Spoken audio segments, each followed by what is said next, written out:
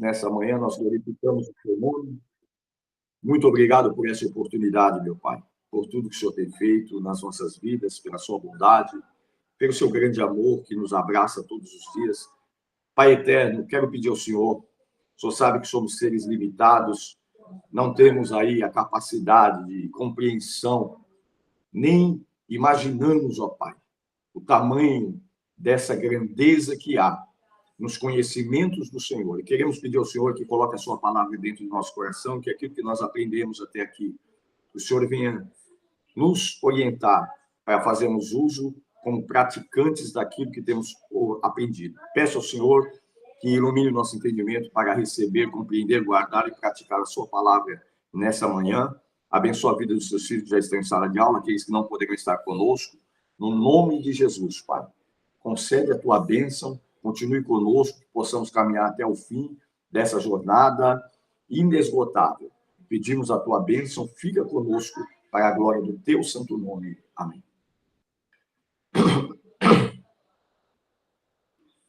Nós vamos aí, irmãos, já tivemos aí uma boa fala dentro desse princípio. Eu acredito que hoje nós vamos conseguir dar o término dessa sessão de pneumatologia. Eu queria compartilhar com vocês, a partir da página 100, no rodapé dela, foi feita uma pergunta, inclusive acho que nós comentamos alguma coisa lá atrás, se um cristão pode blasfemar contra o Espírito Santo. Eu até entrei no assunto, né? E quis mostrar aos irmãos o seguinte: não há como um cristão de verdade, blasfemar contra o Espírito Santo, porque a palavra de Deus está nele. A semente da palavra de Deus está nele, né? E não tem como ele blasfemar contra o Espírito Santo. Ele vai ter discernimento. Ele conhece o Deus que está falando e de forma alguma. Há os que dizem cristão, mas não são, e esses, com facilidade, se vivem uma vida dissoluta, automaticamente esses poderão cair, incorrer em pecado de blasfêmia contra o Espírito Santo. Qualquer pecado inconsciente, ou seja, há um salmo de Davi que ele diz assim: Senhor, perdoa os meus pecados, mesmo aqueles que me são ocultos ou inconscientes. Aquele que eu pequei sem ter a consciência que era pecado. Porque existem algumas coisas que nós fazemos de errado sem ter a consciência. E a esses também nós pedimos a Deus que nos abençoe e nos alerte para que a gente possa ver que aquilo é errado, né? E Davi falou sobre isso. É muito importante a gente ter essa compreensão. Aí nós entramos no fruto do Espírito, ok? Na página 102 aí nós começamos a entrar no fruto do Espírito e deslizamos aí a respeito disso. Não são os frutos, mas o fruto, né? Que se divide em várias vertentes: bondade, fé, caridade, mansidão, temperança, longanimidade, e assim vai, paz. Isso é um fruto do Espírito. E entendemos que o fruto não é algo que acontece instantaneamente, é algo que é cultivado. Então, mansidão, temperança, bondade, essas coisas devem ser cultivadas. Mas elas aparecem na vida de um salvo na pessoa de Jesus. E logo abaixo, aí na página 104, eu venho falando sobre cada um. Ágape, que é o amor, esse é o fruto por excelência. Havendo esse fruto aí, irmãos, nós achamos os demais. Não tem como ter esse fruto e não ter os outros. Quem ama consegue exercer mansidão, temperança, é longânimo, e assim sucessivamente. O amor é o vínculo. O amor, o que falta, na verdade, foi o que Jesus falou lá e que muita gente não dá importância. Jesus falou sobre a apostasia nos últimos dias e falou que, por se multiplicar a iniquidade, o amor de muitos esfriarão. Não de todos, mas de muitos. É o que nós encontramos. E a maior parte, na verdade, não sabe mais o que é isso. E às vezes não sabe o que é isso em nome, né, de um dom. Tem gente que não exerce mais o dom com amor, que foi o que nós tratamos a semana passada. Não é mais por amor que ele prega, não é por amor que ele vai lá no culto e deixa Deus usar ele nos dons espirituais. Tem um preço, tem um valor, né? As pessoas estão assim. Então não é por amor. Houve um tempo, e nós podemos trazer isso, fazer uma analogia um tanto que não é viável, mas também não chega a ser tão inviável. Quem gostava de futebol, não sei se os irmãos já gostou de futebol, eu não curto nada de futebol hoje, né? Mas não por ser cristão nem nada, eu não curto. Né? A gente viu tanta mentira, mala preta, roubo, campeonato que começa e já sabe quem... só corre o campeonato, mas já sabe quem vai ser o campeão, porque alguém já comprou a Copa, já comprou... se venderam Copa do Mundo, imagine o resto, né? Então, falando de futebol, houve uma época que era gostoso assistir uma seleção brasileira jogar. Houve uma época, década de 70, de 80, porque os jogadores colocavam a camisa por amor. Não importava qual o valor do contrato. Então, quem assistiu uma Copa de 70, de 80, viu um Pelé, um Garrincha da vida, esses homens vestiam a camisa por amor. Não era diferente? Era diferente. Né? Hoje é quanto que vai se ganhar, não me toque, os bichos parecem que é tudo criado dentro de máquina, a gente não vê raça, não vê jogo. Né? Então, a gente vê coisas... quem curte futebol sabe que mudou. Trazendo isso para dentro da igreja, para nós, é a mesma coisa. Houve uma época, irmão, o camarada pegava e aceitava um desafio, pegava sua mulher, seus 5 filhos, e ia para o sertão, em troca de nada, só para ganhar almas. Hoje não existe isso mais. Hoje você liga para um camarada e fala, Deus tem uma missão aí, estou precisando de um dirigente de uma igreja nossa ali no bairro mais pobre. É uma luta para você conseguir um obreiro. Porque ele já pensa quanto que eu vou ganhar, quanto que vai ser, como que vai ficar a minha família. Não que esteja errado. Eu acredito que à medida que eu queira ter alguém trabalhando dentro do ministério exclusivamente, eu preciso bancar também, porque ninguém vive de maná, não cai no quintal de ninguém mais. Então, a igreja que quer abrir igreja, quer abrir mais uma igreja, tem que ter responsabilidade com aquelas pessoas que ele vai deslocar para determinado trabalho. Entendeu? Eu sou contra essas igrejas grandes, eu não vou falar o nome, mas eu fico chateado, já muda até meu humor. Envia obreiro para tudo quanto é lugar aí, deixa o cara morrer de fome lá com 5 filhos e a mulher. Isso aí não pode. Se não tem capacidade de sustentar, então não manda. O próprio Jesus, quando enviou os discípulos, ele sustentou. Então não é de Deus. Irmão, é um desafio. Que desafio? Não existe desafio, não. O cara tem... os filhos dele precisam estudar. A esposa dele tem que comer, vestir. Né? Ele tem que se alimentar, senão ele vai morrer. Isso é praticamente mandar para a morte.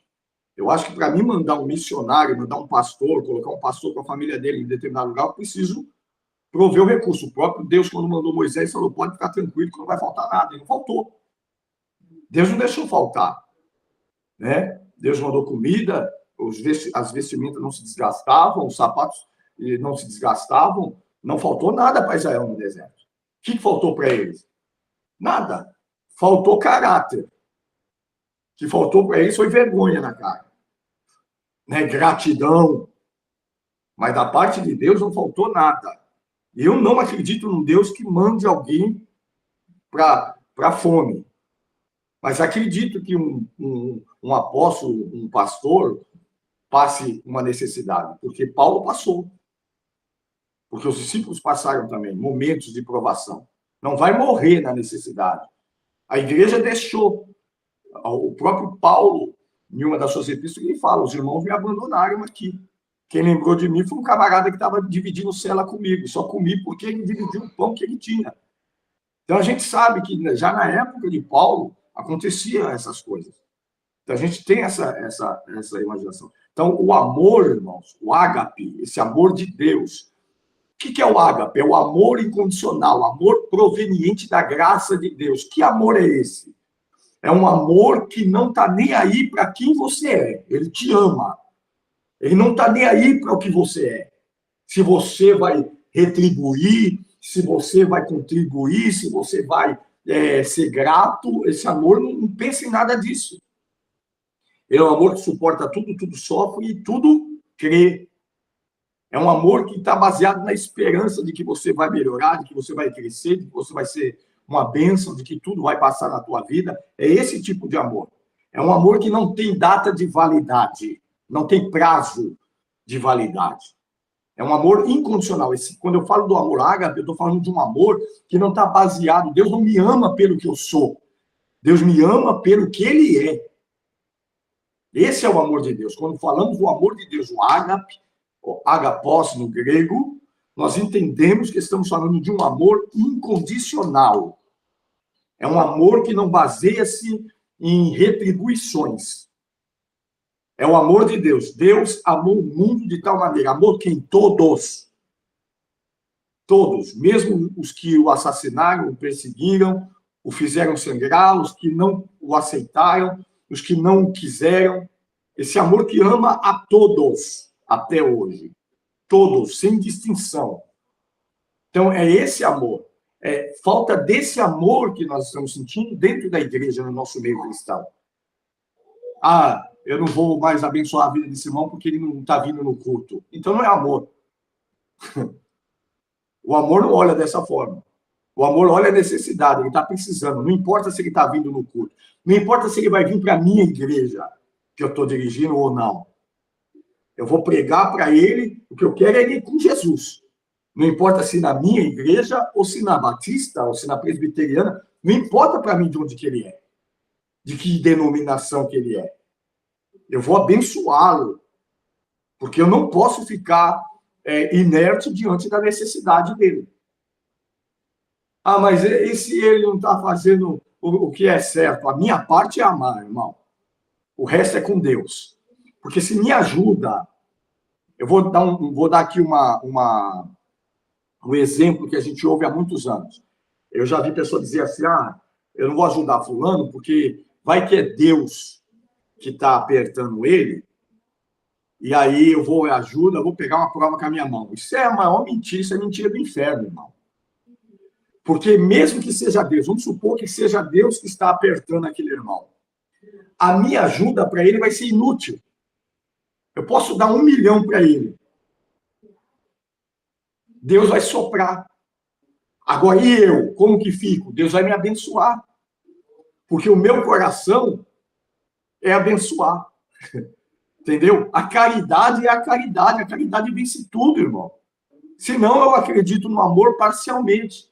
Então, quando eu vou ajudar alguém, eu não preciso falar, mas vai que... E se é Deus que está provando ele? Se é Deus que está provando ele, irmão, a minha ajuda não vai ajudá-lo. Eu vou pôr ajuda na mão dele, ele vai estar com a ajuda na mão e não vai resolver o problema. Porque é um momento de prova. E isso não quer dizer que Deus é contra ele. Deus está provando alguém também não significa que Deus é inimigo desse alguém. Pelo contrário, Deus corrige e castiga aqueles que ele ama. Então, essa mentalidade de muitos na igreja é terrível. Então, o ágape, esse amor de Deus, que é o amor que não olha para que a pessoa está vestindo, que a pessoa está comendo, que se a pessoa vai retribuir, se a pessoa vai me reconhecer ou não, vai reconhecer o que eu fiz ou não. O amor de Deus ele não pensa nada disso, ele simplesmente faz. É uma ação. Esse amor é um amor em ação. Não me importa o que vai dar.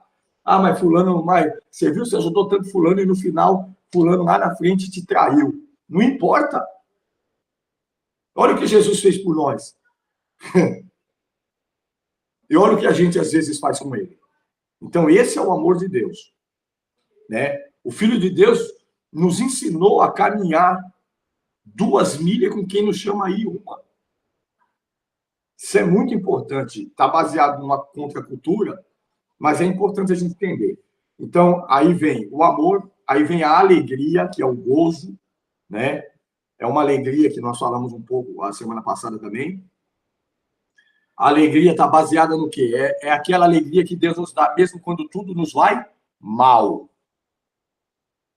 Por fim, há sempre uma alegria dentro do nosso coração. Podemos até ter um momento de tristeza, um momento de dificuldade, entrar em parafuso, porque somos carnais e humanos, mas a alegria que está dentro de nós, de estar vivo, essa alegria no meio da tempestade, o cantar no meio da luta, como Paulo e Silas, com as costas toda esfolada de açoite, tinham acabado de ser açoitado, resolveram o quê? Orar e cantar. Quem é que dá força para eles? essa alegria, o fruto do Espírito. Então, esse é um fruto maravilhoso, a alegria, o gozo, né, que vem da nossa alma. O gozo de, se nada der certo, ainda o gozo de Abacuque, ainda que a figueira não floresça, não haja fruto na vide, o produto da oliveira minta, não haja vaca no curral, a ovelha da malhada se perca, a terra não produza mantimento, contudo eu me alegrarei no Senhor e exultarei ao Deus da minha salvação. Esse aí é o fruto do Espírito, o gozo. É um gozo que Deus nos dá, mesmo quando tudo nos vai mal, nós ainda nos sentimos alegres de ter a salvação. Sou salvo. Essa é a maior alegria. Então, isso traz a ideia de um encanto, de onde provém charme, aquilo que é formoso e atraente. Essa alegria é o fruto do nosso louvor, que nos faz cantar, né, em momentos terríveis. Está alguém contente? Cante louvores, Tiago 5,13. A alegria envolve pensamentos suaves sobre Cristo. Então, que alegria é essa? É que nós estamos vendo tudo desabar, mas quando a gente lembra de Cristo, a gente lembra do que é mais excelente, do que é melhor. Meu Deus, está tudo desabando, mas o Senhor ainda está comigo. Obrigado. Ainda que nada melhore, só o Senhor está comigo, já estou feliz. Isso é uma felicidade, né? É que nós queremos as outras também, mas essa já é a mais importante. O desejo de Deus é ver seus filhos cantando. Por isso que aquele versículo diz, a alegria do Senhor é a nossa força. O que quer dizer esse versículo? Quer dizer o seguinte, que Deus se alegra na nossa força, quando nós estamos fortes. Deus não tem alegria na nossa fraqueza. Por isso ele disse, Paulo, a minha graça te basta. Quando você está fraco, você é forte. Porque o meu poder se aperfeiçoa na tua fraqueza. É na tua fraqueza que você é forte, que você me reconhece, que você vai ver a mim. Quando você estiver fraco e tiver um resultado bom, a glória é toda de Deus, porque você vai entender, meu Deus, eu não conseguiria sem o Senhor. Sem o Senhor eu não chegaria, não tinha chegado até aqui. Sem ti, meu Deus, eu não tenho capacidade para estar onde eu estou hoje. Não existe habilidade em mim que me trouxe. Então, esse é o fruto que nós estamos falando. É fruto do Espírito. Tudo isso é fruto do Espírito. E eu tenho certeza que vocês têm isso dentro de vocês, né? Então, nós vamos ver essa questão aí. A alegria como fruto da glorificação, é essa alegria que nos faz glorificar a Deus, né? E aí nós temos a outra parte, na página 108. Eirene, paz, do grego eirene, né? É o que nos faz ter paz. Que paz? Paz com a prova, paz com a luta, paz com os inimigos, com tudo isso, mas a paz que se refere aqui é a paz com Deus. Temos paz com Deus. A queda do homem no pecado destruiu dele a paz que ele tinha com Deus e com os outros. Que se você não tem paz com Deus, você não tem mais paz com ninguém. Tem muita gente que é má por causa disso, que não tem paz com Deus. Então, paz com Deus é algo imprescindível. E esse é uma característica desse fruto do Espírito, que ele nos traz paz. Há várias passagens na Escritura que apresentam o Senhor como varão de guerra. Mas ele é também chamado de príncipe da paz, o Deus da paz. Entendeu? Essa paz, né, é que nos faz trilhar essas guerras que nós temos diariamente no mundo espiritual e até mesmo no mundo físico e metafísico, ok? E nos põe em paz. Embora os embates são grandes, o que é que põe na sua mente que você vai ter vitória no final? Essa paz. É essa paz que produz essa certeza de que você vai ser vitorioso no final. Está difícil agora, mas vai mudar. É essa paz que está fazendo eu continuar nessa minha caminhada aqui. Está difícil, mas eu tenho certeza que não vai terminar assim. Porque essa paz garante dentro de mim que eu sou mais do que vencedor no final. Então, é essa paz. E é um fruto do Espírito. Está gerado pelo Espírito. Essa é a maior prova que você tem o Espírito de Deus. Não é prova que você tem o Espírito de Deus, é que eu falo em língua o dia todo. Isso aí não é uma evidência de que você tem o fruto do Espírito. Você tem o dom de falar em língua. Agora, o fruto do Espírito é outra coisa, é ter paz. Você está em paz. A luta está grande, de vez em quando o desespero bate, a tristeza vem, mas, por fim, por que você continua? Porque essa paz te garante que não vai terminar assim sua história. Você está em paz. Muito dedo apontando, muita perseguição, muitas dificuldades, muitas deficiências, né? Porém, você tem certeza que sua vida vai mudar. Essa paz garante isso. Cristo é a nossa paz, conforme Efésios 2,14. Cristo evangelizou a paz. Em Efésios 2,17 diz isso. Em Cristo, Deus e homem se encontram em paz. O nosso encontro com Deus, pelo tipo de vida que nós já tivemos e temos diariamente, poderia ser um encontro de guerra, um encontro fatal. Imagine, irmão, no momento de ira, no momento que a gente está cabisbaixo de dificuldade, se encontrando com Deus. Um Deus que é tremendo, um Deus santo, um Deus fogo consumidor. Nós não sairíamos vivos. Mas quem é que nos põe em paz nesse encontro com Deus? Jesus. Jesus é o nosso encontro de paz com Deus. Tendo paz com Ele, acabou o resto. Tanto que Paulo exprimiu dizendo, através do seu sangue, nós temos livre acesso ao lugar santo, ao Santíssimo. Nós podemos entrar lá e falar com intrepidez, com ousadia, olhando nos olhos de Deus, dizendo, papai, pai querido, Abba, pai. Coisa tremenda, que é um encontro de paz. Cristo faz que o nosso encontro com Deus seja um encontro de paz, sempre. Mesmo que Deus tenha algo duro para nos falar. Mas é um encontro de paz. Você já notou que a correção de Deus, quando vem sobre nós, ela nos traz paz? Quando o camarada não tem o fruto do Espírito, ele sai da igreja murmurando, já quer desviar. Você viu que palavra dura, que negócio, só vou na igreja para ouvir palavra dura e sai resmungando e murmurando. Por quê? Porque faltou esse fruto do Espírito, essa paz.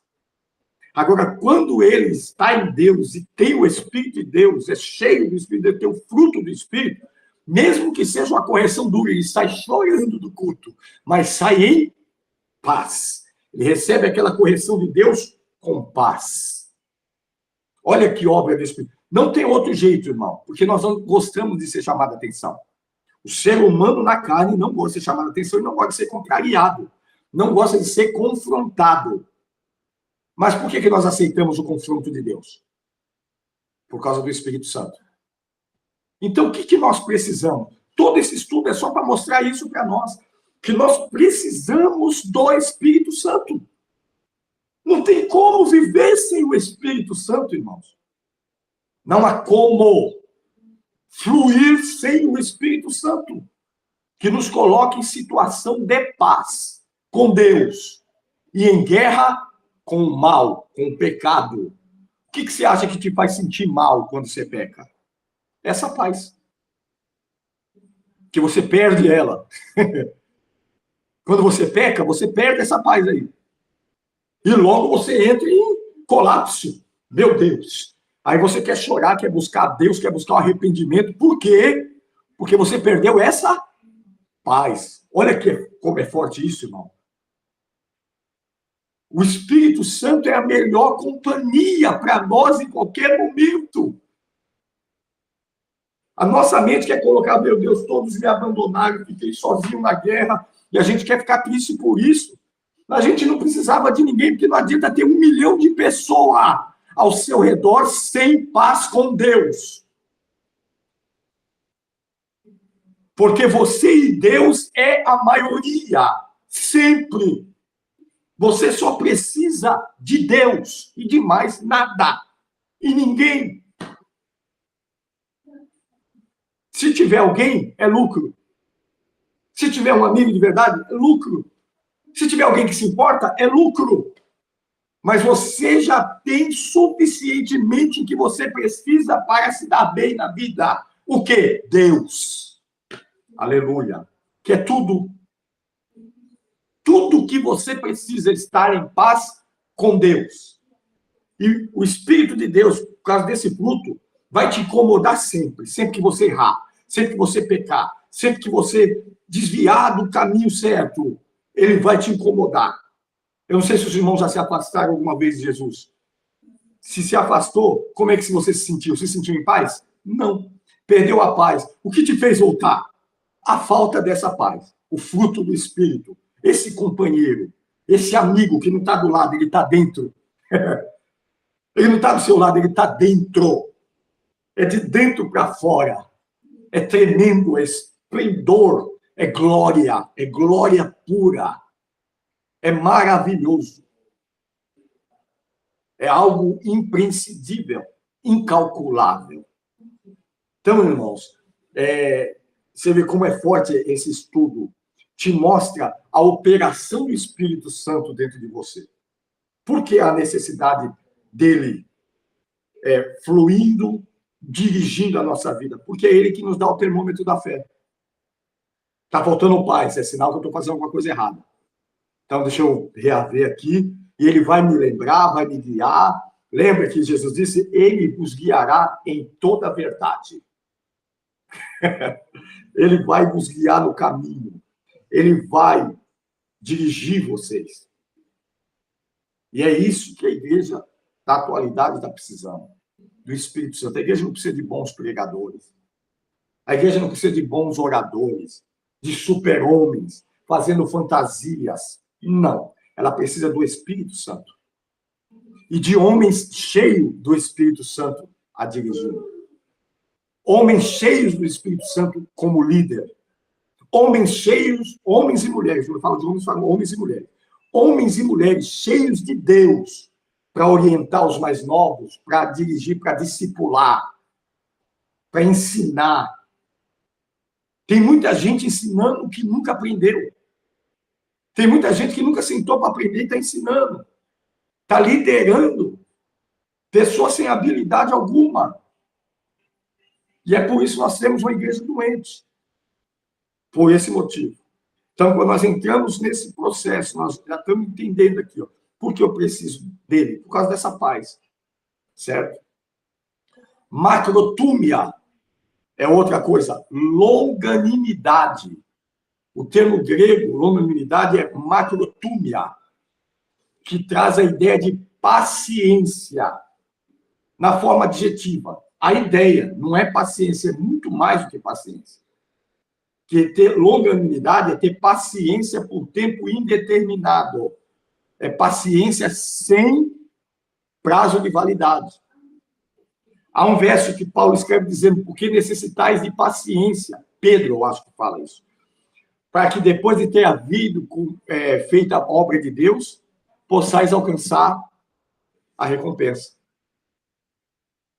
A paciência, essa macrotúmia, é a forma adjetiva que indica a qualidade de alguém que é tolerante por natureza. Aí estamos falando de uma natureza tolerante, que expressa a qualificação de esperar o resultado daquilo que tem plantado. Que nós não plantamos hoje e colhemos hoje. Há um processo. E esperar não é algo que também a gente sabe aceitar com facilidade. Principalmente na carne. Esperar é algo que nós não gostamos. Foi por falta de macrotúmia que Saul, voltando a falar, foi rejeitado totalmente por Deus. Lembra? Ele não esperou o profeta chegar, foi lá e sacrificou. Alguém disse para ele, não é melhor esperar o profeta? Ele disse, não vamos esperar não, Deus também pode receber sacrifício, é sacrifício. Quando o profeta chegou, Deus falou na cara dele, rejeitei agora o teu reino. Estou te rejeitando porque você não esperou. Eu não mandei você fazer sacrifício nenhum, você tinha que esperar o profeta chegar. Então, paciência, irmão, é algo que é difícil para nós. Mas o Espírito de Deus nos dá. Por que estamos esperando? Muito bom. Muito bom. Por que estamos esperando a vinda do Senhor? Por que estamos esperando as promessas? Por causa de macrotúmia, que é um dom que é um fruto, aliás, um fruto do Espírito Santo. Então, é muito importante para nós guardarmos. Outro, Crestótes, benignidade, página 111. Benignidade significa gentileza, bondade, que é o que está faltando muito também nas pessoas. A falta de gentileza e de bondade fez o sacerdote e o levita passar lá na parábola do bom samaritano, do lado daquele homem lá, passar de lado, e o homem caído. Todas as três figuras que passam por aquele homem caído estavam sem tempo. Todos eles. O sacerdote estava sem tempo, o levita estava sem tempo, e o samaritano também não tinha tempo. Mas não tendo tempo, a benignidade dele falou mais alto do que a responsabilidade. Então, você imagina você saindo para ir para o culto, é Santa Ceia, e você encontra alguém que está precisando de uma acolhida espiritual, de uma palavra de Deus. E por causa disso, você sabe que vai levar algumas horas ali para resolver o problema daquela pessoa, você vai ter que deixar de tomar a ceia naquele dia. O que você faz? Aí você precisa ver o que fala mais alto dentro do teu coração. Meu Deus, mas eu vou perder a Santa Ceia. Foi assim que o sacerdote pensou. Não que se tratava de Santa Ceia. Foi assim que o levita pensou. Eu tenho compromisso no templo. Não há compromisso maior do que o de falar do amor de Deus e do que proclamar o amor de Deus nas nossas atitudes e nas nossas ações. Irmão. Um socorro. Você está saindo para ir para a igreja, um compromisso na igreja, mas aparece uma necessidade na porta da tua casa. Um casal querendo se separar numa guerra travada. Irmãos, volta mais tarde ou depois do culto eu passo aí? Não. Deus não permitiu que aquilo viesse até você para sair daí. Nenhuma necessidade chega na nossa frente em vão, irmão. Ninguém vai bater na tua porta falando que está com fome, só para você saber. Deus não é fofoqueiro. Se bateu na tua porta é para você dar de comer. Se chegou nu, é para você vestir. Lembra o que os discípulos falaram? Senhor, manda eles embora, porque a multidão faz 3 dias que não come. Jesus disse, então, ninguém vai embora. Dá-lhe voz de comer. Jesus não sabia que eles não tinham comida para dar para aquele povo todo? Mas alguém ali tinha. Tinha pouco, mas tinha. Era pouco, mas tinha. Jesus sabia que alguém tinha. E esse alguém que tinha, ainda que sendo pouco, os discípulos. Senhor, nós não temos dinheiro para comprar comida para todo esse povo. Os discípulos falando. Mas o menino não quis nem saber. Eu tenho 5 pães e 2 peixes aqui. Jesus falou, é o suficiente. Porque mesmo sendo pouco, é pouco na sua mão, mas quando você põe na mão de Deus, ou põe a serviço de Deus, se torna o suficiente. Muitas das vezes nós estamos fazendo porque achamos que é pouco. Meu Deus, a necessidade aqui é muito grande, e o que eu tenho é pouco, então não vai adiantar. A pessoa está precisando de 10 mil, eu só tenho 1.000, para que eu vou dar 1.000? Irmão, então vou orar, porque eu só tenho 1.000. Não, é 1.000 na sua mão. Mas quando você põe na mão de Deus e faz o que tem que ser feito, dá e ainda sobra se duvidar. É isso que aquela passagem quer dizer para nós. Irmão. Não é para mostrar o quanto que pão... Jesus não é padeiro e nem pescador.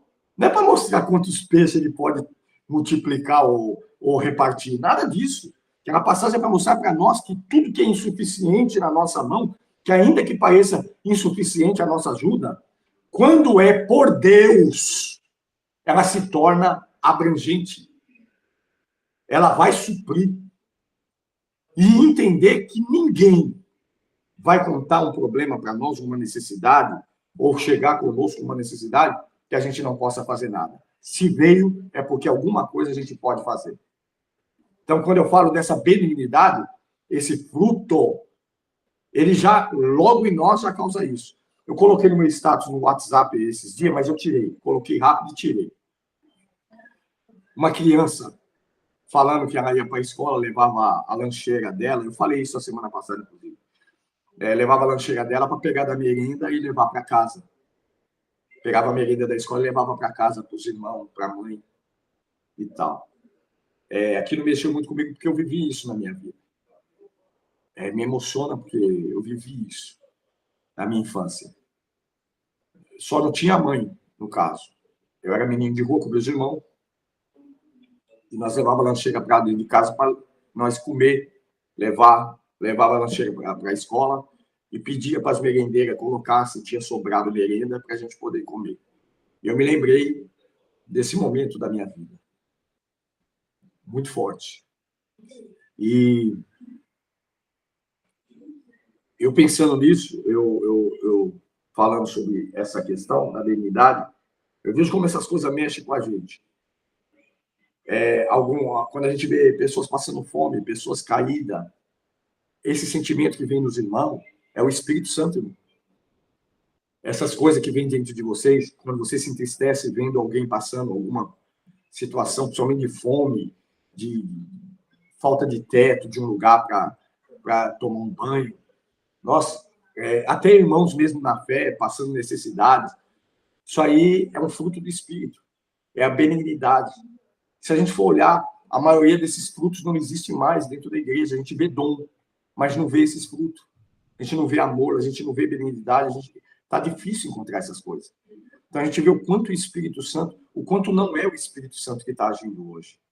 O povo está pulando, está rodando, mas a gente não vê essas coisas aqui. Então, tem dom, mas não tem fruto. E é muito ruim. Era melhor não ter dom nenhum, mas ter o fruto, e principalmente o amor, a benignidade, essa paz, para ter o desconfiômetro de como está andando errado. A igreja já não se apercebe de quanto ela está errando. O orgulho de ter uma igreja cheia de pessoas, às vezes pôs na mente do cara lá que a igreja dele está certa, porque está cheia de gente. Mas está cheia de gente como? Gente vazia? Gente amargurada, gente que não perdoa, cristãos que brigam um com o outro e ficam vários dias de cara virada, sem se falar. Cristão que tem capacidade de chamar um irmão que há 10 anos é amigo, só porque fez uma coisa errada agora, a gente dá o nome dele de Judas. Ah, não quero nem conversar mais com esse Judas. Que atitude cristã é essa? Por causa de um erro. Quanto nós falhamos com o pai e o pai não trata a gente desse jeito? Vocês entendem isso? Irmão? É fruto do Espírito. Essas coisas não são faladas mais. Culto de doutrina era para se falar disso. Ensinar os cristãos que está faltando comunhão com o Espírito Santo. Né? Aí vem aí, ó, pistes, fé, que é um fruto do Espírito também. Não só é um dom, está na cadeia dos dons e poder, dos dons espirituais, mas também é o fruto do Espírito. A confiança com fidelidade. A fé de parceria com arrependimento. Forma a conversão. A entrega da alma às mãos de Cristo, alicerçado sobre o conhecimento espiritual. Essa fé, a fé inabalável, a fé que gera arrependimento. A fé que me traz dentro de mim condições de dizer, meu Deus, como eu estou andando errado, como eu preciso melhorar. Essa fé com que a gente acorda todos os dias, sabendo quem nós somos, que precisamos melhorar. Não é uma fé comum, não é fé para ver milagre acontecer, é fé para melhorar de vida. É fé para melhorar a pessoa que eu sou. Não é fé para fazer arroz aparecer na panela. Não é fé para fazer um defunto levantar. É a fé para ser uma pessoa melhor. É a fé para ser um homem melhor.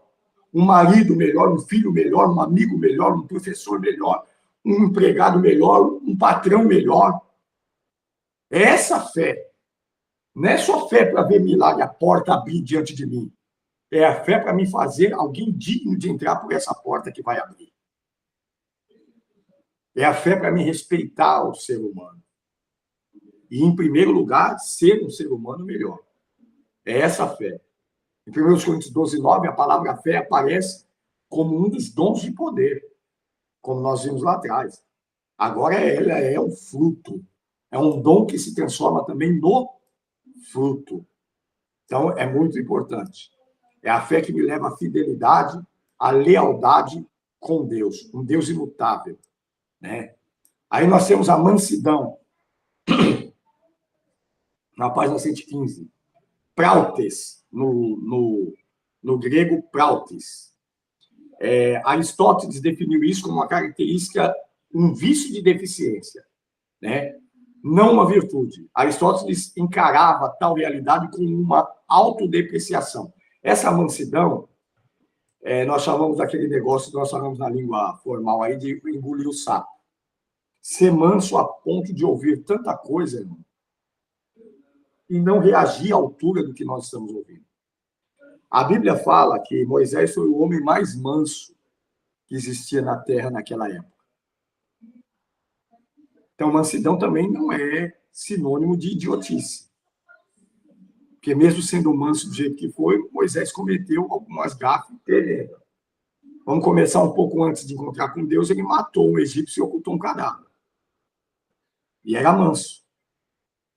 Não só isso, ele era manso, mas feriu a rocha quando Deus mandou que falasse com ela.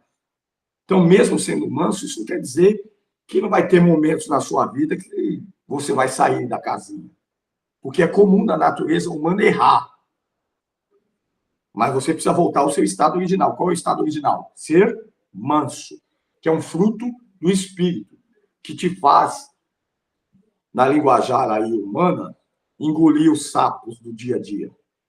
Né? Não revidar a altura daqueles que estão te depreciando. Por exemplo, Estevão foi manso no momento da sua morte. Sendo apedrejado, ele disse para Deus, perdoa, eles não sabem. Perdoa a ignorância deles, não sabem o que eles estão fazendo. Estevão falou isso. Né? Pedro pediu que Deus não levasse em conta o que os apedrejadores, os homens que estavam assassinando, né, estavam fazendo. Paulo fala de mansidão, no entanto, entregou Emineu e Alexandre para Satanás destruir a carne, para a salvação de sua alma. Ser manso também não é não combater o mal. Ser manso é ser firme com o mal, mas não excluir a pessoa da bondade de Deus. Eu entendo que eu tenho que ser duro nas minhas palavras com fulano, mas não a ponto de excluir a alma dele da salvação que está em Jesus. Então, eu vou falar firme com ele, mas querendo sempre trazê-lo para a bondade divina. Então, é isso aí. E procurar não me alterar de tal forma que eu venha destruir aquela vida ou aquela alma. A mansidão também é um fruto do Espírito. O Espírito manso, as obras de mansidão, e a mansidão para com todos os homens é algo que nós devemos ter. Isso está em Tito 3:2, Tiago 3:13, 1 Coríntios 4:21, conforme a página 117 aí. Aí nós temos a ecrateia, temperança, domínio próprio. Esse aí, irmão, é algo tremendo. Porque toda vez que falamos em domínio próprio, nós falamos num fruto do Espírito que vai totalmente contra o que nós somos. Aí nós estamos falando da crucificação do próprio eu. Porque aí mexe com o ego, né? Tudo que mexe com o nosso ego é difícil de lidar. Tudo que mexe com o nosso eu é difícil de lidar, porque exige morte da velha criatura. Exige negação, renúncia do eu. É terrível. A temperança leva para o domínio próprio. É o controle ou domínio sobre os nossos próprios desejos e paixões. Eu não estou falando só quando você é, por exemplo, instigado numa briga, alguém está te provocando. Eu estou falando também dos desejos carnais pessoais. Ter o domínio sobre as suas próprias paixões. Né? Por exemplo, tem pessoa que tem problema com bebida. Então, o que ele tem que fazer? Tem que ter domínio próprio, para não beber. É algo que tem gente, irmão, que veio para Jesus, mas tem problema com bebida até hoje. Está há 20 anos na igreja e tem problema com bebida. Ele não bebe, mas é uma luta para ele não beber. Todo dia ele trava uma luta para não beber. Ah, então ele está em pecado, pastor, porque se ele sente vontade, não. Ele está em pecado. Se ele sucumbir, virar um bêbado, um beberrão, aí ele está em pecado. Aí vai pecar. Mas você não sabe a luta que é para ele não beber. O que esse homem está tendo na vida? O fruto do Espírito, a temperança, o domínio próprio, está fazendo ele vencer a cada dia uma luta. Exemplo, aqui passou pelas drogas. Tem gente que passou pelas drogas, já saiu das drogas há 10 anos, mas é uma luta. Todos os dias. Se ele não tiver esse fruto do Espírito, ele sucumbe e cai. Por isso a gente vê pessoas que ficou 20 anos fora das drogas, depois vem, leva uma rasteira e cai de novo. Perdeu o domínio próprio. Então, o domínio próprio também é para isso, não é só para não reagir às adversidades, é também para não sucumbir aos próprios desejos carnais, os desejos e paixões. Problema com prostituição, problema com pornografia, problema com raiva excessiva, problema com briga. Tem cara que gosta de uma briga, meu irmão. Tem gente que gosta de uma confusão. Dentro da igreja, tem gente assim. O que ele precisa? Domínio próprio. Ele não aguenta. Ele não aguenta ficar sem fazer uma fofoca. Não aguenta ficar sem falar mal de alguma coisa ou de alguém. O que ele precisa? Precisa desse fruto do Espírito Santo. A temperança, o domínio próprio. Se dominar. Se ele não consegue dominar a si mesmo, vai dominar o que mais? Irmão? Uma pessoa que não se autodomina, vai dominar o que mais? Não é verdade? Então, ele precisa do fruto do Espírito Santo, chamado temperança. Aí nós temos aí, por consequente, e aí vem uma lista aí, nesse texto, que eu caprichei, falando de cada fruto, os frutos do Espírito Santo, eu coloquei aí no plural, né? Assim como há o fruto do Espírito, existem também os frutos. Aí é os frutos do fruto. Entendeu? É isso que eu quero explicar para vocês. Não há frutos no plural. É o fruto, como está lá no grego, no original da Bíblia. Mas é um fruto que produz frutos. Olha que excelência, irmão. É o fruto do Espírito Santo que produz frutos. Multiplica.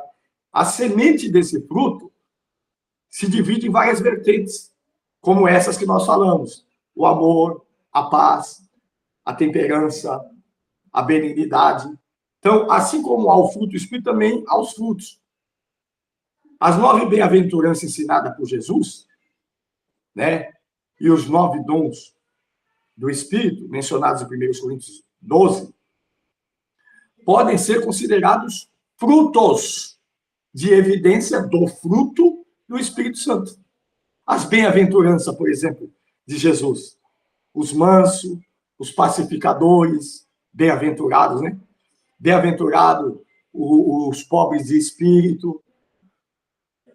São frutos gerados do fruto do Espírito Santo. Então, é um fruto que produz várias coisas. Ó. O fruto das boas obras, o fruto da comunhão, da oração, da justiça, da luz, do pacífico, da pacificação, dos lábios, o fruto precioso e o fruto da vida eterna. Ó, todos caracterizados aí nessa página, com as vertentes bíblicas, com os versos bíblicos para poder corroborar. Né? Na página 121, eu coloquei aí alguns exemplos, coloquei os versos bíblicos que mostram a respeito desse fruto. O clima dessa diversidade produz grande variedade de frutos, né? Assim como a maçã é um fruto só. A maçã na minha boca tem um gosto e na sua outro, é maçã. Mas o nosso paladar é diferente, isso é provado cientificamente. Por isso que tem pessoa que gosta de maçã e tem pessoa que não gosta. Porque no paladar dele não foi aprazível, você entende agora? É a mesma maçã que eu comi. E eu acho que todo mundo vai gostar porque eu gostei? Não. Porque no paladar de cada um há uma diferença. Entendeu? Então, é por isso que há essa diversidade. Esses frutos podem ser produzidos, talvez, apenas pelo Espírito Santo. O arrependimento. É o Espírito Santo que nos produz em nós o arrependimento e ele também que nos leva à oração. Então, eu preciso entender isso. Quem me leva ao arrependimento? O Espírito de Deus. Ele produz em mim um arrependimento. Sem ele, por isso que pecar contra o Espírito Santo não tem perdão, porque ele não vai ter quem me leve ao arrependimento. O fruto da oração, o fruto do louvor e o fruto da justiça. Isso nós vemos tudo acontecendo por intermediação do Espírito Santo. Nós vamos ver o fruto da nossa oração, que é o resultado da nossa oração, o resultado do nosso louvor e o resultado da justiça que nós empreendemos através do Espírito Santo. Nós não somos justos, nós somos justificados e fazemos justiça porque temos o Espírito Santo. É o Espírito Santo que nos leva a fazer justiça. Encontramos nas Escrituras muitas palavras hebraicas, gregas, para descrever fruto e frutos e a sua natureza. E aí vem peri, que é fruto, palavra hebraica usada cerca de 115 vezes no Antigo Testamento, né? Eb, fruto, palavra hebraica e aramaica, usado 4 vezes. Yebu, aumento, palavra hebraica 3 vezes. Lehem, que é fruto, né? Alguém lê Lechem, que é usada em hebraico uma única vez em Jeremias 11, 19. Aí vem Melear, em hebraico, usada 11 vezes. Nib, declaração. Tebuar, em hebraico. E aí vem todas as questões. Kenubá, tudo fruto. Karpos, já no grego, karpos. No grego, essa palavra é usada 64 vezes para definir fruto. Por que eu trouxe essas definições? Né? Genema, que é produção do fruto, como se produz esse fruto. Essas palavras são importantes a gente guardar para nos mostrar que esses frutos não servem só para nos alimentar, como serve produzido em nós alimentar outras pessoas.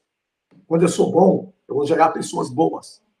É nesse sentido que é importante conhecer essas palavras. Porque eu vou gerar o que eu sou. Não tem como sair do podre alguma coisa boa, irmão. Só o bom pode gerar o que é bom. O mal não gera nada que é bom. Então, por isso Jesus disse, pelo fruto nós conhecemos a árvore. Uma árvore boa não dá mau fruto. É importante a gente compreender isso. Tudo gira em torno disso aí. Yatsá, azeite, né? Palavra hebraica que indica frutos produzidos em pomar. Aí mostra também como que o fruto é produzido. Tem fruto que é produzido pessoal, eu sozinho. Tem outros frutos que eu produzo coletivamente, com a ajuda de outros. Então, é incentivando pessoas a serem honestas, incentivando pessoas a serem boas. E eu estou produzindo, gerando o meu fruto em outras pessoas. Isso é o sistema que chamamos de discipulado. Influência. Influência. A igreja tem que influenciar. E aí nós vamos descendo aí algumas páginas, na 130. Nós vamos ver o Espírito Santo como intérprete da Bíblia. Ele é o único intérprete. Vou dar um resumo geral sobre essa questão do Espírito Santo como intérprete, para vocês entenderem. Não tem como entender a Bíblia se não for pelo Espírito Santo. Há muitas pessoas no mundo que leem a Bíblia e não conseguem entendê-la, interpretá-la. Porque para eles, na mente deles, já barra. Que negócio é esse de deixar uma pessoa me humilhar e eu ficar quieto? Não entra na mente natural ser capacho, ser perseguido e não reagir, ser caluniado e não se defender. E tudo isso a Bíblia nos ensina. E como que a gente compreende isso com facilidade? Por que a gente permite que isso seja a nossa verdade hoje? Por causa do intérprete dela. Quem é o intérprete? O Espírito Santo. Ele não só interpreta, como faz isso ser prático em nossa vida. Ele nos faz praticar. Sem ele, a gente não praticaríamos o que nós lemos. Então, o verdadeiro intérprete da Bíblia é o Espírito Santo. Nenhum homem pode dizer, por mais que ele leu a Bíblia, que ele interpreta a Bíblia por si só. Não dá para interpretar a Bíblia por si só. Porque a Bíblia é cheia de contradições conosco mesmo. Ela não tem contradição nela, mas ela tem contradição com a nossa natureza humana. Ela é totalmente contrária à nossa natureza humana. Qual é a minha natureza humana quando chega uma fofoca que falaram de mim? É ir lá, tirar satisfação, botar as claras, botar as... Qual é a natureza do Espírito Santo? Quem tentará acusação contra os escolhidos de Deus, se é Deus quem os justifica? Então o Espírito Santo me leva a ir para o quarto, chorar, orar, ficar bicudinho. Meu Deus, falaram de mim, Senhor, não aguento mais essa vida. Eu não vou aguentar isso não, Jesus. Como que termina a oração? Glória a Deus, obrigado, Jesus. Fala umas línguas estranhas ainda. Ele lê a Bíblia e fica alegre, vai lavar a louça, vai cuidar da casa e deixa tudo para lá. Quem fez isso? O Espírito Santo. Mas como é que você entrou no quarto? Brabo. Ah, meu Deus. Essa aí eu não vou deixar. Eu não vou engolir isso, não. Eu vou tomar fora, vou ir lá. Olha lá, senhor, me segura, porque vai ficar preto o negócio, vou quebrar tudo. E mas, senhor, tem misericórdia, eu sou crente. Daqui a pouco está chorando, falando em língua, sentindo a presença ali, até esquece da conversa. Quem fez isso? O Espírito Santo. Então, ele é o intérprete. Porque ele me convence que ele está certo e que eu estou errado. Que não vai dar nada eu ir lá. Só vai provar que a pessoa ainda estava certa. Falou que eu era brabo e eu sou mesmo, estou lá e estou quebrando tudo e fazendo. E aí? Só vai fazer eu passar vergonha. Agora, quando o Espírito de Deus vem e me interpreta, não é assim, filho. Olha o que eu passei. Olha o que Jesus passou. Cordeiro mudo. Não abriu a sua boca. Quem nos leva a isso, essa interpretação? O Espírito Santo. Porque ele me mostra que é capaz disso acontecer. É possível eu passar por essa prova sem me defender, sem precisar reagir, sem precisar abrir a boca. Aquietai-vos e sabei que eu sou Deus. É essa a conversa. Entendeu? Nenhuma profecia provém de particular elucidação, como está lá em 2 Pedro 1, 20 e 21. Nenhum homem tem capacidade de interpretar as Escrituras. Por isso, para o mundo, as palavras da Bíblia é uma loucura. Eles rejeitam. Eles não querem. A prédica da palavra não produz o fruto desejado até que se torne eficaz pelo Espírito Santo. Você pode ver que tem texto que a gente tem que ler 2, 3, 4, 5, 10 vezes. Porque não nos convence. Nós estamos na carne. Aí o Espírito Santo vai dando para nós uma interpretação daquele texto, e aí a gente fala, não, é isso aí. Aí depois que também o Espírito Santo falou, ninguém mais tira de nós, já notou? Ninguém mais nos convence o contrário. Ninguém consegue mais mudar, porque foi o Espírito de Deus que te explicou aquele versículo. Foi o Espírito de Deus que te explicou aquela passagem. Foi o Espírito Santo que te explicou aquela palavra. Ninguém mais arranca de você.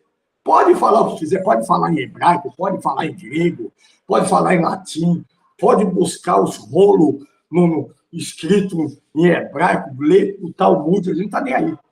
Porque o Espírito Santo já nos ensinou. Depois que ele nos ensinou, acabou. Ninguém mais tira de nós. Pode acontecer, até nós pode querer falar, não, mas eu acho, a gente sabe no fundo, que a gente está mentindo, que aquela palavra é verdade. Não tem jeito. Porque ele interpretou. Então, ele é o real intérprete. O Espírito Santo, ele é o intérprete das Escrituras. Então, se ele é o intérprete, não dá. Quem prega na carne não está pregando com ele. E se não prega com ele, automaticamente não vai conseguir convencer aqueles que estão ouvindo. Lembra aqui eu coloquei uma passagem na página 133, que Filipe explicou aquela passagem para o eunuco, né? O eunuco que estava lendo a Bíblia, mas não entendia. Por que ele não entendia? Porque ele não tinha o Espírito Santo. Quem levou o Filipe até ele? O Espírito Santo. A Bíblia diz que Filipe foi trasladado, sumiu ali e apareceu lá onde estava o eunuco. Pelo Espírito. E explicou a palavra. E aí, então, eles entenderam. Ele entendeu. E foi batizado. Os discípulos no caminho de Emaús. querendo entender tudo o que tinha acontecido, já triste, indo para casa. Jesus se apresentou para eles, não reconheceram Jesus, irmão. Você notou que eles não reconheceram Jesus no caminho? Só na mesa. Quando fecharam os olhos, Jesus orou, aí eles reconheceram. Quando abriram, Jesus não estava mais lá. Só o Espírito Santo. Então, não tem outro intérprete, nenhum homem na Bíblia, no mundo, pode dizer, ó, eu interpreto a Bíblia na minha mente. O Espírito Santo é a razão de todo o conhecimento que nós temos. O Espírito Santo, no processo da hermenêutica, página 134. O que é hermenêutica? Nós vamos estudar hermenêutica, inclusive, nesse curso. Tem uma das matérias que é hermenêutica e homilética. Hermenêutica é matéria que visa a interpretação do texto, a interpretação da história e do acontecimento. Não é que nem a exegese. A exegese é palavra por palavra, a hermenêutica é o do todo. A hermenêutica, irmãos, ela tem 3 pilares básicos, que se dividem em observar, interpretar e aplicar. Ou seja, observação, interpretação e aplicação. São os 3 pilares básicos. Quando você vai pregar, quando você vai ler um texto e você vai falar desse texto para alguém, você precisa se ater a esses 3 pilares básicos. Primeiro, observar. Observa todo o texto, o seu contexto. Vai observar tudo. De onde veio, o que é aquele peso, o que é aquela medida, o que é aquela situação, para quem que Jesus estava falando, quem era que estava dentro daquele texto, é a observação. Depois de observar, você vai interpretar. Então, você vai procurar interpretar tudo aquilo ali. E para a interpretação, você precisa do Espírito Santo. Depois de interpretado, só depois de observado e interpretado, então você vai fazer a aplicação. Você não pode aplicar antes de fazer essas 2 coisas, observar e interpretar. Quais são os males hoje da igreja? As pessoas aplicam sem observar, interpretam o que não observou, aplicam observando, mas não interpretando, e tudo isso vai dar problema.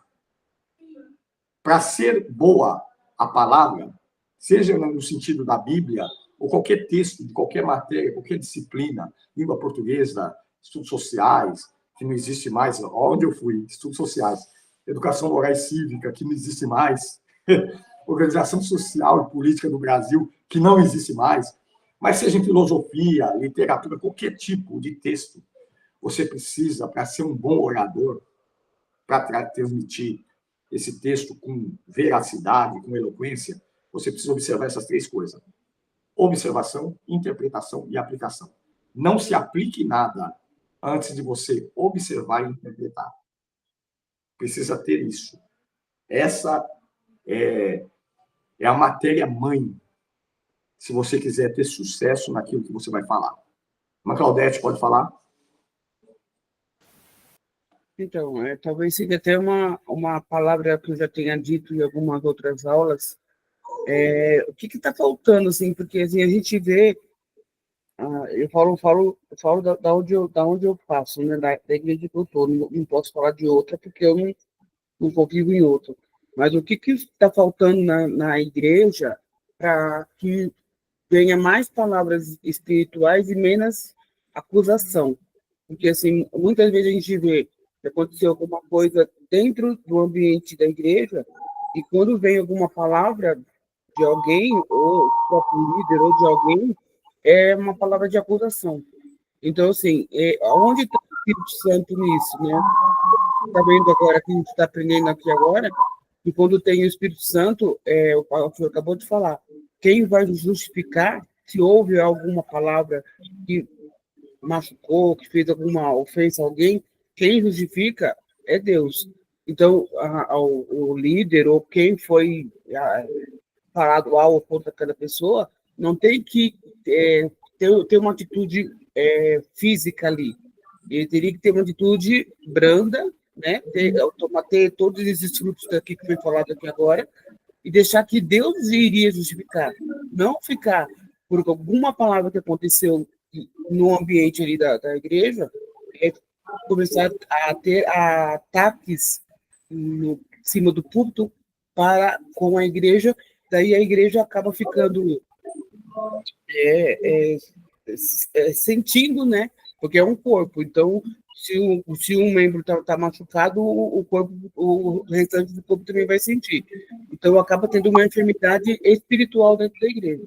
E onde que esses líderes, a minha pergunta mais ou menos é essa, aonde que esses líderes estão faltando para que venha ter essa afinidade no Espírito Santo, para que tenha essa direção na palavra no Espírito Santo, não na acusação da carne, mas do Espírito Santo.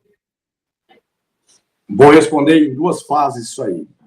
Isso mostra, irmã Claudete, para nós, claramente, o despreparo do corpo ministerial que nós temos hoje na igreja. Eu falo isso há muitos anos. Há muitos pastores que estão lá e não são pastores. Eles são pastores pelo homem.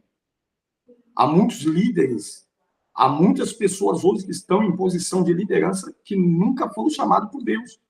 E é a maioria, não estou falando de uma minoria no meio, eu estou falando da maioria. Há muitas igrejas abertas que não era para estar aberta. É uma palavra até dura que eu estou falando, meu Deus, pastor, mas é a verdade.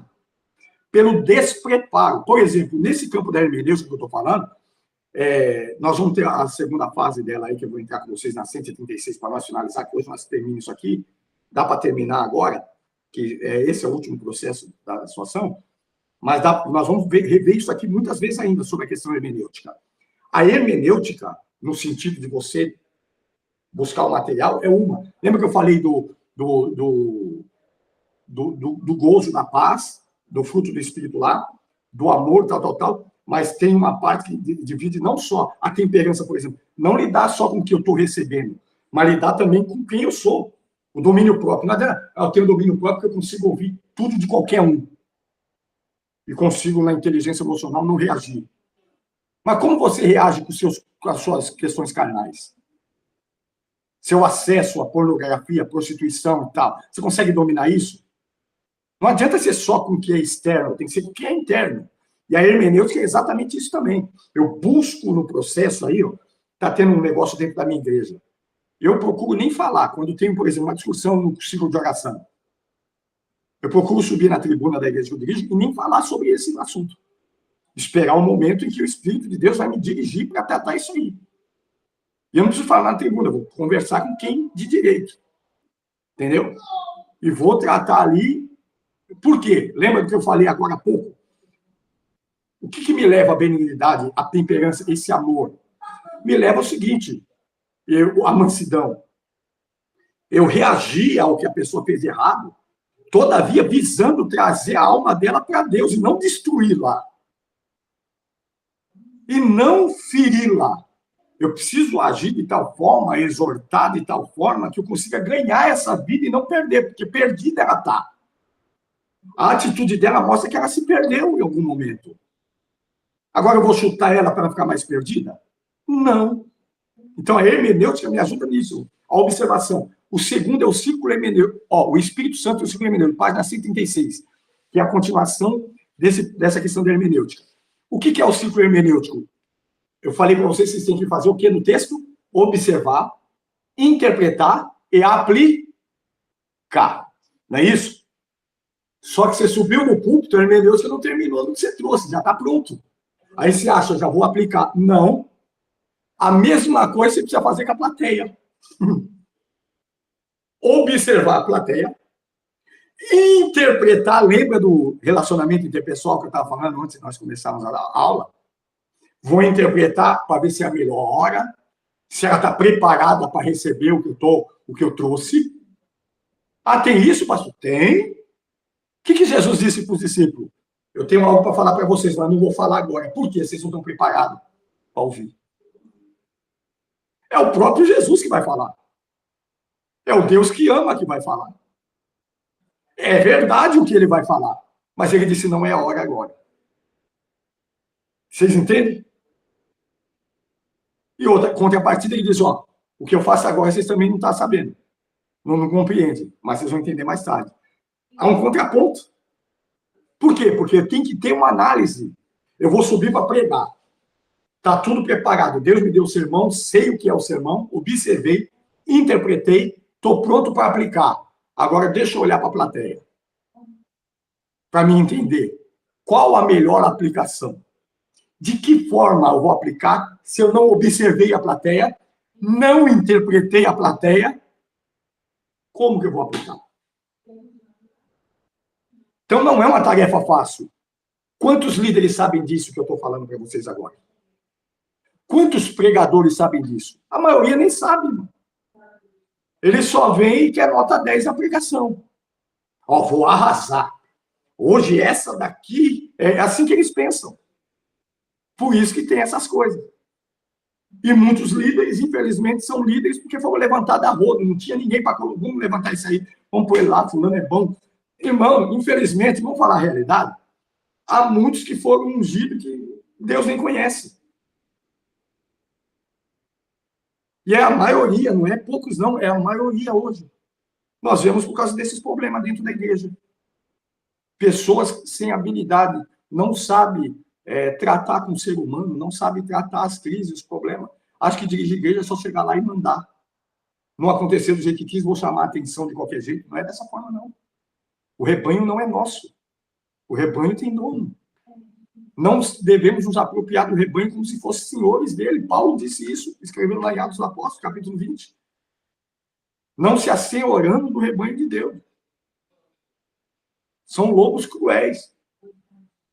Essa é a palavra usada. Quando um obreiro e um líder falha, não é chamado de um líder fraco, nem um obreiro fraco, pastor fraco, não. É lobo cruel. Conosco, o tratamento de Deus é diferente, irmão. Aqui muito é dado, muito é requerido. Muito é cobrado. Entendeu? Deus não tem. O pastor lá é que, né, tadinho, ele é meio fraco. Não, para Deus, um pastor meio fraco é um lobo. Biblicamente, nós vamos ver isso em dom de ministério. É lobo, não existe. Deus não levanta líder fraco. O líder, Deus está com ele, pede honra para ele, porque Deus está com ele. É um ministério diferente. É diferenciado. Então, não pode. Um pastor que não... irmão, eu só tenho um negócio, eu não sou muito chegado às escrituras. Então, não é pastor. Você está na igreja que o pastor fala desse jeito, não gosta da Bíblia, ele não é pastor, você está correndo risco. O pastor tem que estar debruçado. Qual é a ferramenta do pastor, meu Deus do céu?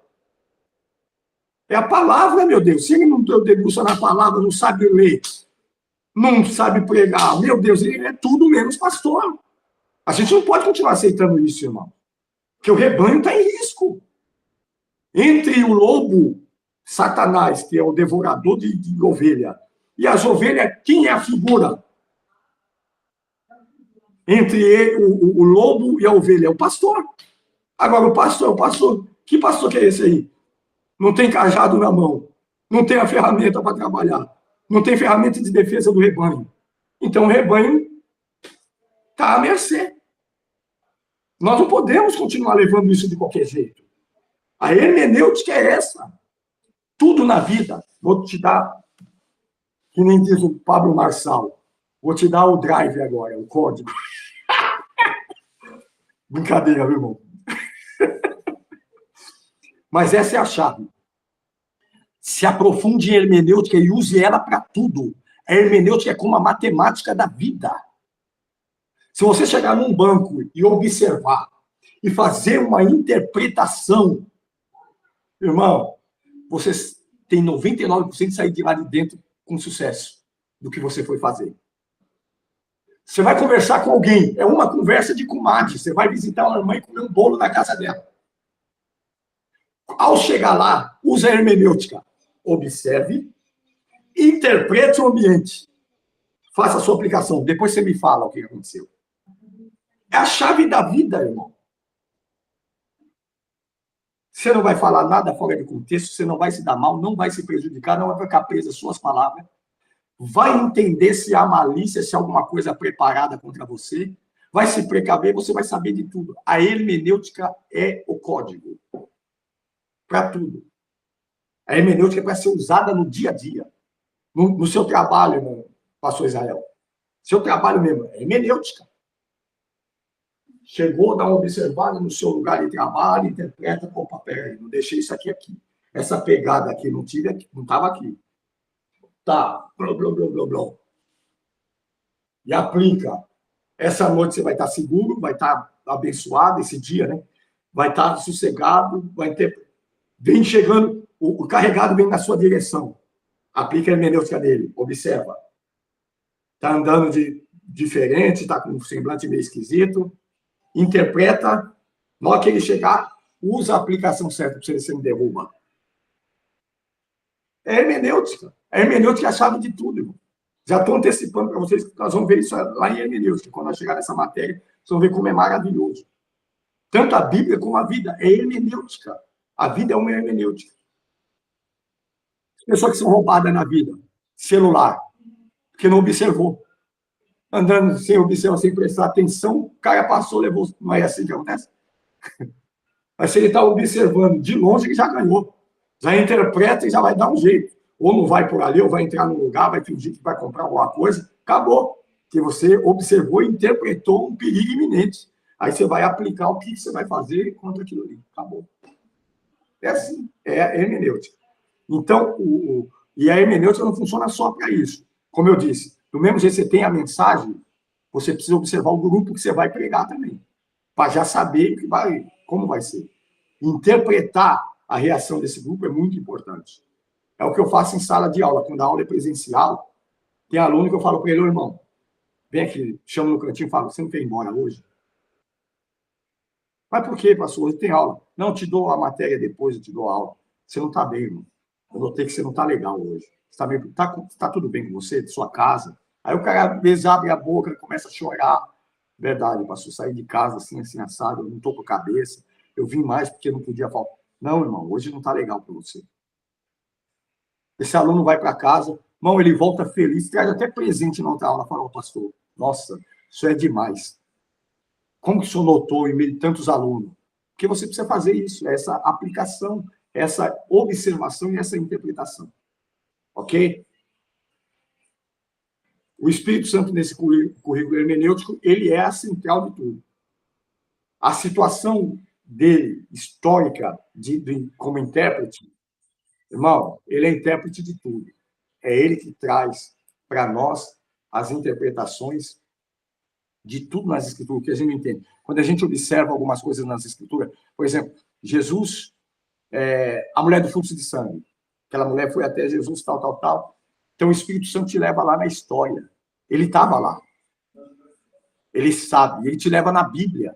Aí vai te mostrar que havia uma lei levítica, tá entendendo? Lá no livro de Levítico, que coloca em série aquela mulher, a forma como ela tinha que se portar, o porquê que Jesus falou aquilo. Olha o que Jesus fala. Olha o que o Espírito Santo me deu quando eu preguei essa mensagem aí. Jesus disse, alguém me tocou. Aí Pedro responde, a multidão é grande, te aperta e te oprime. O senhor pergunta quem te tocou? O Espírito de Deus me levou logo nesse sentido. Jesus não perguntou quem me apertou, porque apertando tem muita gente. Todo mundo estava apertando, mas só aquela mulher tocou. Há uma diferença entre apertar e tocar, e eu preguei sobre exatamente isso. O camarada do tanque de Betesda, Senhor, mas são muita gente, só o primeiro, não tenho ninguém que me ajude. Aí fui pregar na igreja, qual é a palavra desse homem? Eu não tenho ninguém que me ajude. Eu podia pregar isso, não podia? Não tenho ninguém que me ajude. Jesus me levou a outra coisa. Irmãos, ao invés de eu pregar sobre isso, eu vou pregar dentro do tema. Mas o tema é não tem ninguém que me ajude. Jesus mandou perguntar, e você, ajuda alguém? Olha o intérprete onde me levou. Algo que eu jamais poderia, eu poderia ir na mão, né? Vou pregar, não tenho ninguém que me ajude, irmão. Tá? A gente está passando mal prova porque não tem ninguém que nos ajude. Mas a pergunta que o Espírito de Deus quer fazer essa noite, e você, ajuda alguém? Está dentro do mesmo tema, mas de uma outra forma. Quem faz isso? O Espírito Santo. Mas, Claudete, pode falar. Então, não sou nem o que eu quero falar, não. É que parece que o irmão Joel levantou a mão, eu não tenho certeza se ele quer falar alguma coisa. Mas, Israel? Ah, sim. Então, que nem você falou sobre hermenêutica, nem tudo também a gente vê que é o demônio, né? Isso aconteceu aconteceu uma vez lá no ensaio, lá em São Paulo, lá, ensaio dos músicos, né? Naquela época eu nem tocava, assim, eu frequentava mais com meu primo, que era o regente, né? Então, um cidadão dentro da igreja, no ensaio, aí como a igreja estava não tinha ninguém porteiro, mas estava o portão aberto, ele entrou ali no Jardim Imperador, ali você conhece ali. Sim. Aí acontece, ele entrou e era um ensaio da banda. E ele, naquele negócio de querer ação, tudo assim, né? Aí tinha um irmão lá que era investigador, né, da polícia, né? Mesmo assim, não por causa disso, mas os outros ali ficou tudo, né? Tudo bem, a gente vai orar por você, mas espera um pouquinho, né? Vamos terminar aqui o ensaio, tudo. Só que teve um outro irmão assim, que percebeu assim, que ele não estava muito, não era só oração, ele estava com outros pensamentos, né? Aí, o que acontece? Ele pegou e foi pro lado dos instrumentos, assim, os irmãos querendo ensaiar, ele meio assim, meio disfarçando, assim, tá? Aí depois, na realidade, ele não era oração, ele estava querendo roubar. Porque, assim, o irmão percebeu que depois ele não queria esperar, ele queria ver uma pessoa desapercebida, para poder fazer ali e querer, né? Não que os irmãos não deixou de orar por ele, até falou, não, vamos orar por você, mas viu que a atitude dele era outra. Então, que nem a gente vê, né, que nem tudo na igreja é demônio. Às vezes você está ali pensando que é demônio, mas tem que ter ali ter a visão para você perceber que às vezes não é demônio, às vezes é uma pessoa que está com seu egoísta, com outras atitudes, e às vezes para até o culto, né, para poder você perder o tempo ali, e não é demônio, é aquele negócio que você tem que ter, né? Cabeça, é isso aí. Verdade. A hermenêutica é justamente isso. Ela nos ajuda aplicando na vida toda. É na vida toda, é no dia a dia, dentro de casa, entendendo? Com o pessoal ali, onde você for, usa esse sistema. Observa. Eu acho que eu já disse isso para vocês uma vez. Eu, quando vou numa lotérica, num banco, antes de entrar em qualquer estabelecimento, no açougue, no mercado, antes de entrar, eu tenho o costume de passar do lado de fora e dar uma olhada primeiro, antes de entrar. Eu olho e só depois eu entro. Quantas pessoas, irmão, já entrou dentro do assalto? Não estava no assalto, mas entrou dentro do assalto, só porque não olhou para dentro. Entendeu? Se olhasse, ia ver que o local estava esquisito, então nem vou entrar, vou passar direto. Estou livre, né? Entrou, acabou sendo assaltado. Mais um freguês. Então, são coisas que a gente, dentro de casa, quintal, sempre dá uma olhada. Entendeu? Observa. A pessoa vem falar com você, nunca fale com a pessoa distraída, olhando para o celular, olhe na pessoa. Você não sabe a maldade que tem. Você não sabe o que a pessoa... Ou, às vezes, até, eu estou falando de maldade, mas a deficiência. Às vezes é uma necessidade que Deus quer te usar para ajudar, tá entendendo? É um conselho que Deus vai querer te usar para dar. Então, você precisa prestar atenção.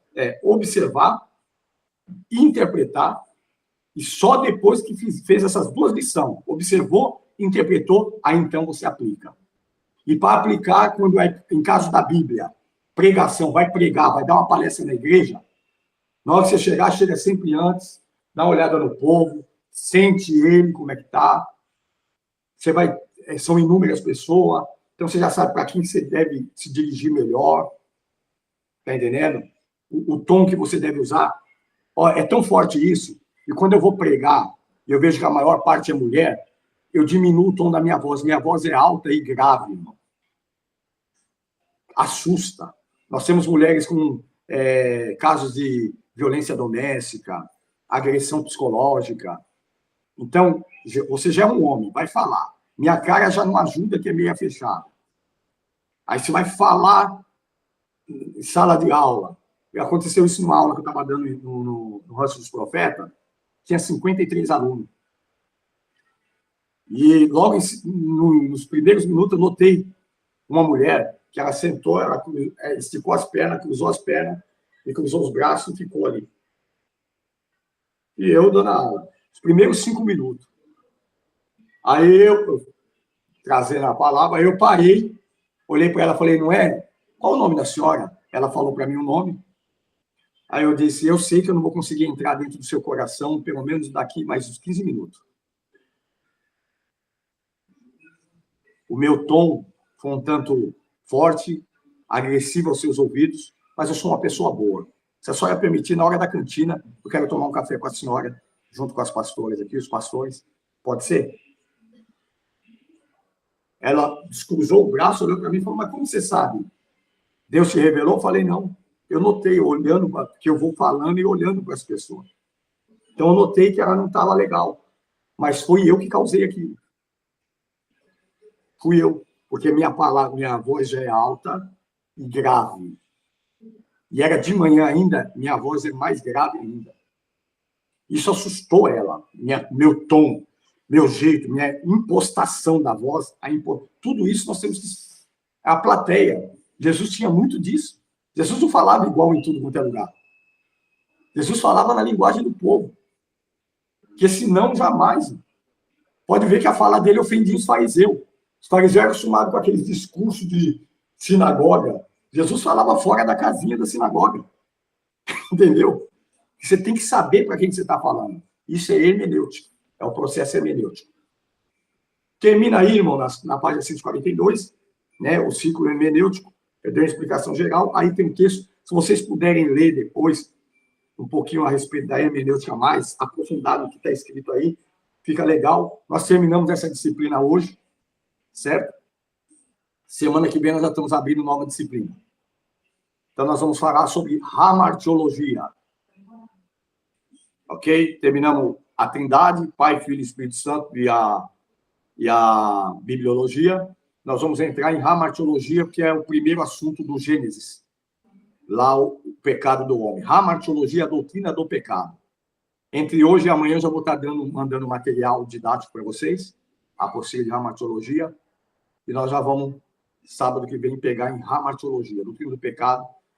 Há muitos mitos a serem quebrados sobre pecado, sobre a separação do homem e Deus, quanto à questão do pecado. Vamos entender a origem do pecado e a necessidade da salvação.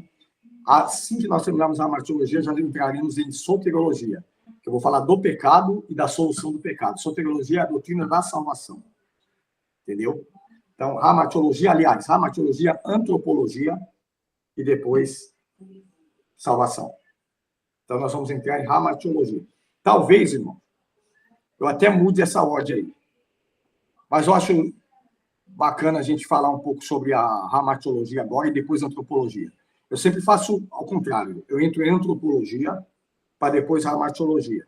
Mas acredito que vai ser melhor, porque a gente já vem falando do Espírito Santo, essa atuação, Deus e Jesus Cristo.